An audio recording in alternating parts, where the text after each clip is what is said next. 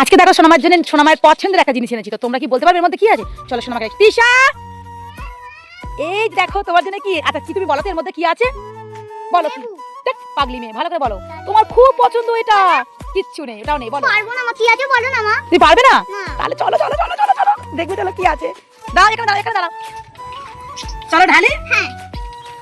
কি এটা? তো গাইস দুষ্টু সোনা ফুচকা পছন্দ, তো আজকে ফুচকা কে তাড়াতাড়ি খেতে পারে তার কম্পিটিশন চলবে, ঠিক আছে? তো চলো প্রথম ফুচকাগুলো আলু দিয়ে সাজিয়ে নি।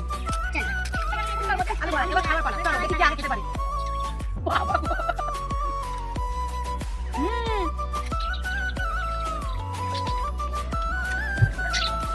আমি তো হেরেই যাবো, আমি খেতেই পারবো না, কারণ ফুচকা দুষ্টু সোনা খুব পছন্দ করে। ও মা, আমি হেরে গেলাম গাইস, আমি জিততে পারবো না। দেখ আমি কইতে ব্লকে দিয়ে দাও, ব্লকে দিয়ে দাও, আমাকে হারাতে লাগলে করতে।